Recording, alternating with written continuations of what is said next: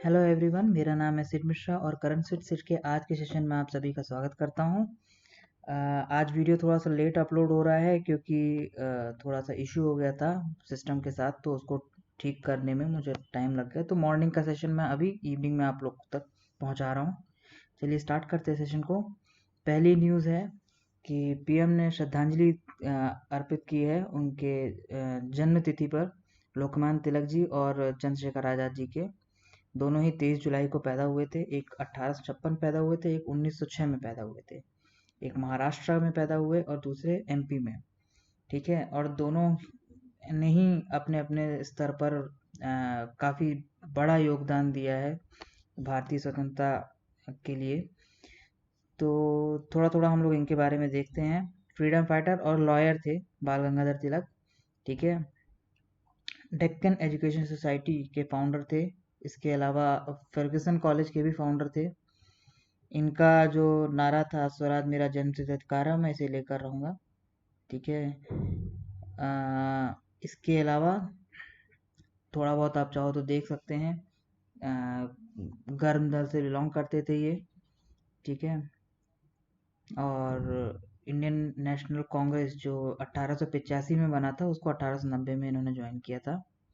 ठीक है, सूरत में जो स्प्लिट हुआ था, सूरत में स्प्लिट हुआ था एक्सट्रीमिस्ट और मॉडरेट्स के बीच में, उसके भी एक बहुत बड़ी वजह ये थे। ठीक है, ये एक्सट्रीमिस्ट के साथ थे।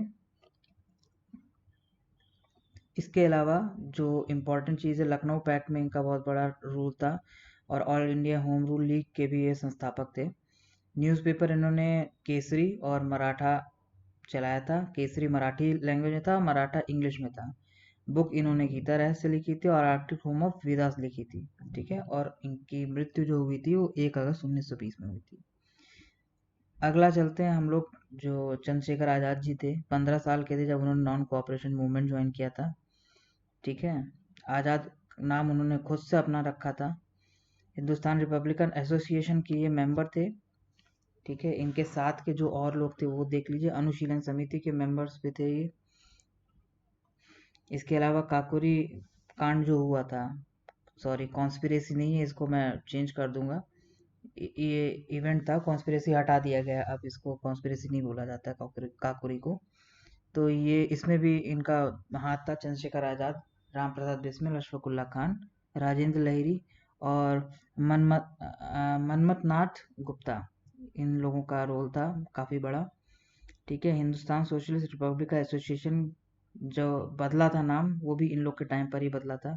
और फाइनली 1931 में 27 फरवरी को ये इलाहाबाद के आज़ाद पार्क में अपने आप को गोली मार लिए थे। अगली न्यूज़ पे चलते हैं। नेशनल फिल्म अवार्ड्स 2020, जो 68th नेशनल फिल्म अवार्ड्स है, इसके फाइनली इसमें अवार्ड्स अनाउंस कर दिए गए हैं। तो सूराराई पोट्रू जो तमिल मूवी है, इसको बेस्ट फीचर फिल्म, इसके एक्टर को best actor, best actress, best background score और बेस्ट स्क्रीन प्ले का अवार्ड मिला है। इसके अलावा तानाजी के अजय देवगन को भी बेस्ट एक्टर का अवार्ड मिल चुका है, मिला है इसी में। अपर्णा बल मुरली, ये बेस्ट एक्ट्रेस का अवार्ड इनको मिला है। इसके अलावा जी प्रकाश कुमार जी को बेस्ट बैकग्राउंड स्कोर का। ये एक बार को देख लीजिएगा, करंट अफेयर्स में, मतलब वन लाइनर्स में, प्रीलिम्स में इस तरह क्वेश्चंस अपीयर होते रहते हैं। Rahul Deshpande best male playback singer हैं। ठीक है, और best non feature film award जो मिला है, टेस्टिमनी ऑफ एना। मनोज मुंतशिर को बेस्ट लिरिक्स अवार्ड मिला है साइना मूवी के लिए। ठीक है, नेक्स्ट न्यूज़ पे चलते हैं हम लोग। एंटार्क्टिक बिल जो है वो पास कर दिया गया लोकसभा में, राज्यसभा में अपीयर हो रहा है अब। तो ये जो है एक्चुअल में आई थिंक 1960s में एंटार्क्टिक ट्रीटी एक साइन किया गया था 12 कंट्रीज के बीच में, ज़्यादातर वेस्टर्न कंट्रीज थी। ठीक है, वेस्टर्न कंट्रीज थी, उसके अलावा ऑस्ट्रेलिया और न्यूजीलैंड भी थे। 12 कंट्रीज थी टोटल, और आज के टाइम पे वो 54 कंट्रीज हैं टोटल, उसमें इंडिया भी एक मेंबर है।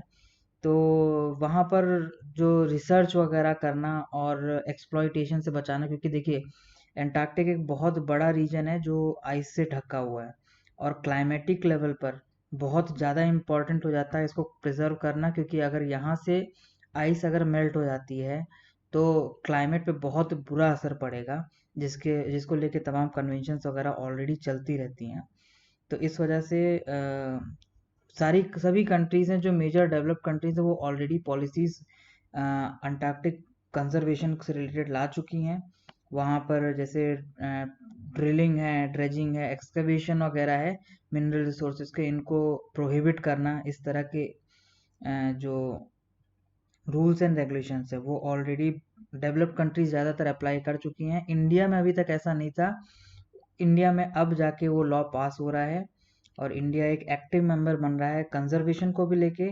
और वहाँ पर जो रिसर्च कंडक्ट होते हैं, अंटार्कटिक में टूरिज्म को प्रमोट करने की जो कोशिश की जा रही है, वहाँ पर सस्टेनेबल डेवलपमेंट किया जा रहा है फिशरीज का, इन सब को लेकर भी पॉलिसीज बनाई गई इंडिया में, और अंटार्कटिक बिल इसको कवर कर रहा है ना। एक फ्रेमवर्क बनाया गया है इंडिया की तरफ से, और उसके जो मेन ऑब्जेक्टिव्स हैं वो एक बार आप चाहो तो देख जाइए। ठीक है, बेसिकली पॉइंट यही हो जाता है कि किसी भी व्यू पॉइंट से देखें, अगर आप जो रिसर्च वहाँ पर हो रहा है, रिसर्च वहाँ पर इसलिए हो रहा है क्योंकि टेस्ट किया जा रहा है। जैसे आइस जो होता है बहुत इम्पोर्टेंट सोर्स होता है आर्कियोलॉजिकल स्टडीज़ के लिए।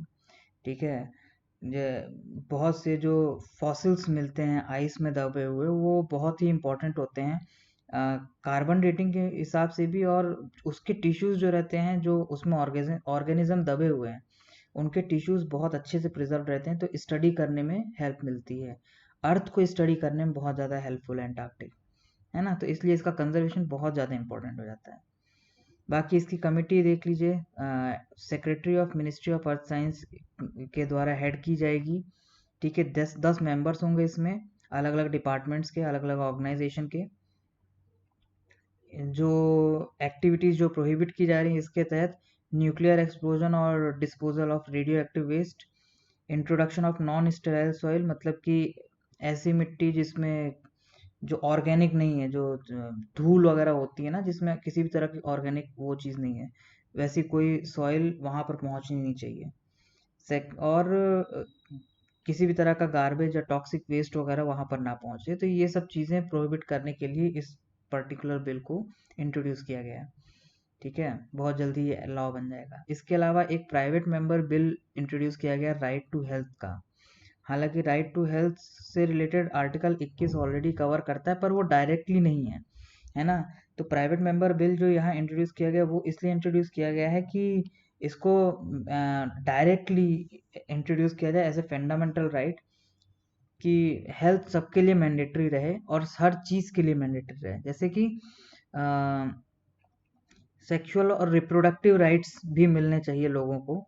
ठीक है, और सभी के लिए मेडिकल ट्रीटमेंट वगैरह ये सब चीज़ें फ्री होना चाहिए, फ्री फ्रॉम टॉर्चर होना चाहिए। और मतलब कि न्यूट्रिशनल लेवल पे भी, और जो मेडिकल हेल्थ केयर सिस्टम है उसके लेवल पर भी हेल्थ सबको बराबर के तौर पर एज ए राइट सबको मिलना चाहिए, है ना।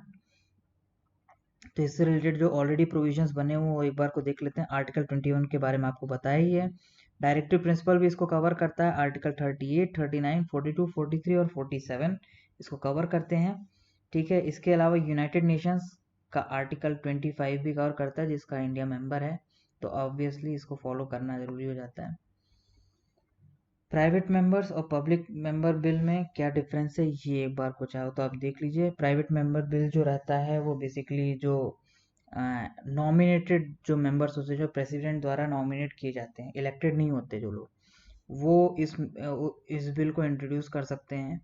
पब्लिक बिल जो रहता है वो पार्लियामेंट के जो मिनिस्टर्स हैं वो इंट्रोड्यूस कर सकते हैं, मतलब वो जो बिल लेके आ रहे हैं वो पब्लिक बिल कहलाएगा।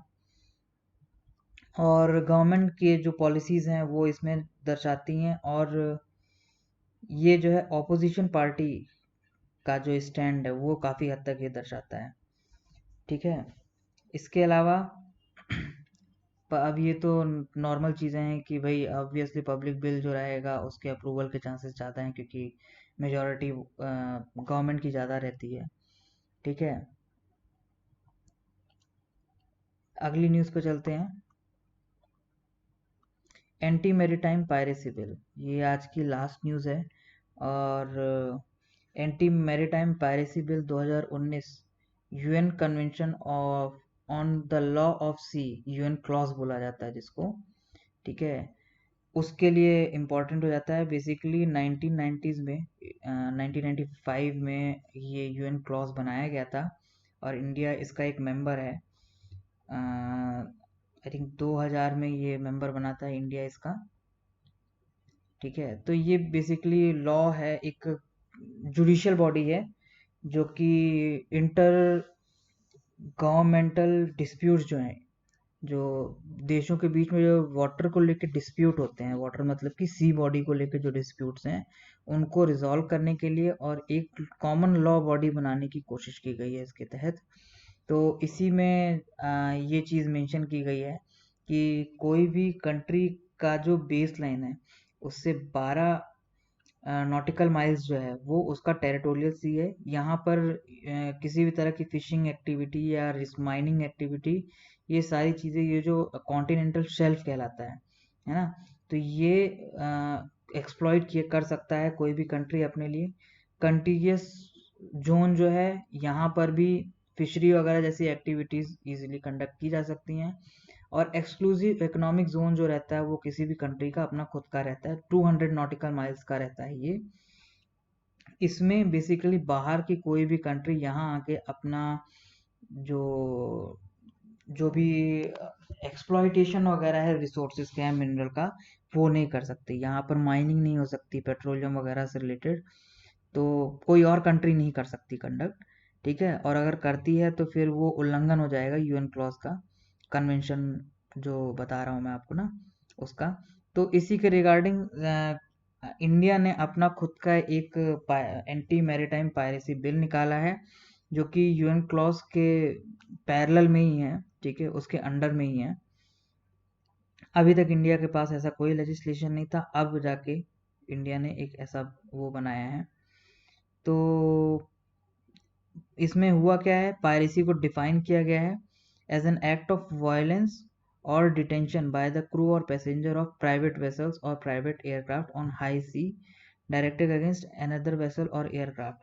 तो बेसिकली एक्सक्लूसिव इकोनॉमिक जोन जो है, जो मैं ये बता रहा था ना आपको 200 नॉटिकल माइल्स का, ये इसके अंडर में अगर कोई भी दूसरे कंट्री का वेसल, किसी भी तरह का हवाई या वाटर बॉडी पे जो शिप्स वगैरह हैं, इस तरह के कोई भी वेसल अगर आके अटैक करने की कोशिश करेंगे तो उनको जो भी पनिशमेंट वगैरह का प्रावधान रहेगा वो इसमें मेंशन्ड है, एंटी मैरीटाइम पायरेसी बिल के अंदर मेंशन्ड है, ठीक है।